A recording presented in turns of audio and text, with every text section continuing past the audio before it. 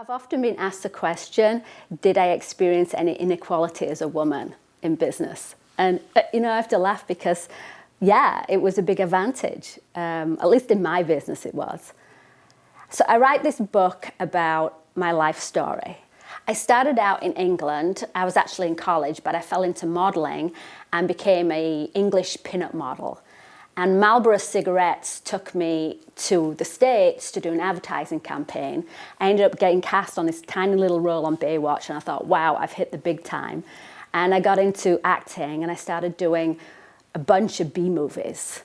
So I was really trying to be a mainstream actress, and it was the 80s and the 90s, so it was the whole casting couch era and the wild party days of Los Angeles. I was dating this photographer who shot nude photos for magazines like Penthouse, High Society, Club magazine.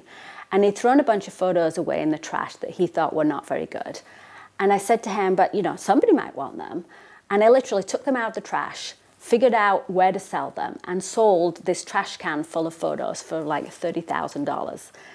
And I started this photography business, representing photographers in England and bringing their work back to America.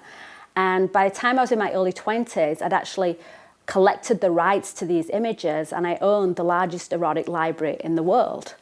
And so by the time the internet hit, I was sitting on over 1 million images. And anybody who wanted to start a website with naked pictures would probably end up coming to me to license images. And it was the gold rush. It was fantastic. And you had these young kids, 20-year-olds that were in the basement that were starting a website, and a couple of months later I'd see them and they'd be making millions of dollars. The book talks about the crazy times of the .com and the wild parties. Of course I talk about Guccione and the Playboy Mansion and Hugh Hefner, and then at the same time I'm talking about the whole Hollywood casting couch.